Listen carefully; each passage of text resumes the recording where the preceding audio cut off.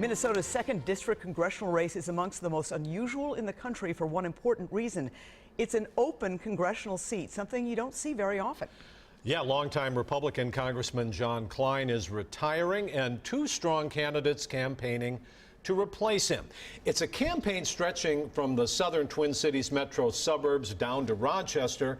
Former St. Jude medical executive Angie Craig is the Democrat in the race. She joins us here today. Thank you so much for joining us here. Oh, thank you, Pat. Good to see you. I want to deal first with some news of the day. We have that terrible violent incident in St. Cloud. The law enforcement authorities are investigating a possible terrorism incident there in which it has political overtones, a man wielding a knife, asking people if they were Muslim, and then stabbing 8 people. Talk a little bit about that a little bit.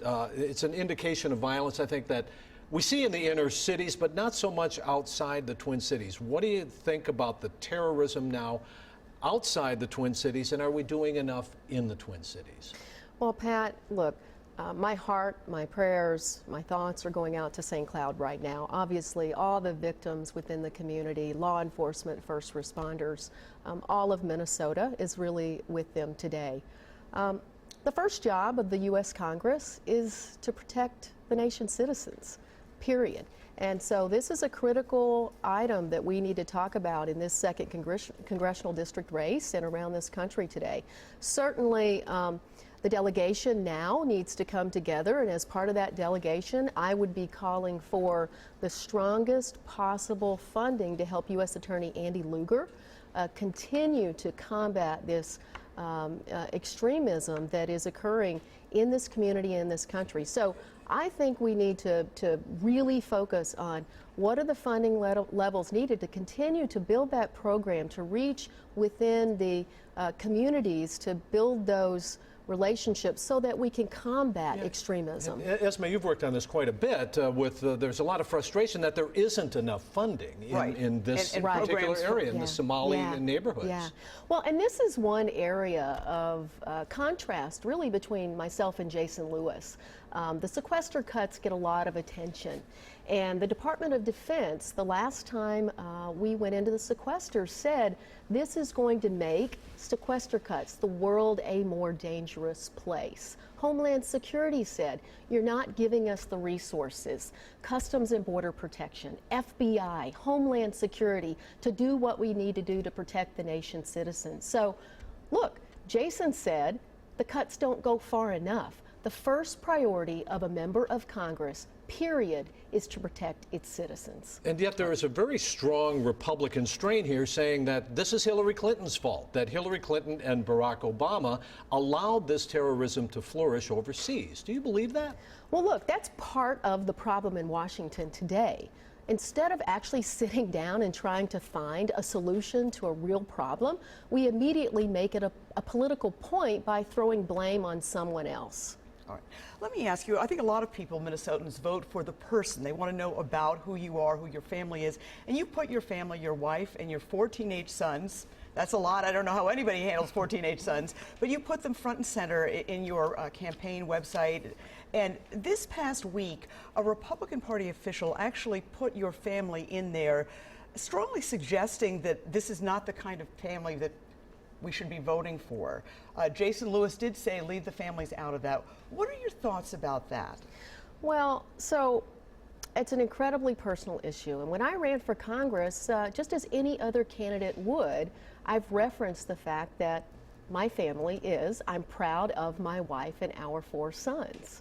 So that's been front and center transparency for me. On the other hand, my son, one of them, who's been away from college, was visiting Minnesota this weekend, is visiting this weekend. And so for the first time, he had to see that. My son played baseball, just like everybody else in our neighborhood. He played baseball with his brother. He played football. My son said out loud, look, you know, I'm just like any other kid with any other family. I believe Minnesota is better than this. I have to have faith that we're better than this. Is this the exception, though, would happen in this Facebook posting, clearly holding out your family in what they considered a negative light. Is that the exception, or is that happening in other places too? Well, you know, it's a tough thing, right? Because is it the exception, or is it inherently part of just politics today, where we just look for something to attack another person with? So, you know, I don't know. That other people will have to answer that question. What I know is that I think Minnesota's better than this. I want to go to what many Minnesota voters are seeing right now. They see you on television right now with an ad against Jason Lewis. It's a negative ad. You've gone negative against him. He's a former talk show host who said a lot of negative things. Maybe we can look a little bit at that ad right now. We got a few seconds of it. I'm going to say what I believe, and I don't care who it traumatizes. Well, you know, if you don't want to own a slave, don't. But don't tell other people they can't. Why is this relevant? Why do you want people to know this about Jason Lewis?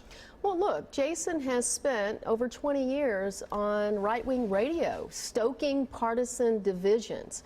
And so, you know, one of the things that someone said is, well, is this out of context? And the question is, under what context would you want to score a political point or make a policy point by calling women non-thinking or ignorant?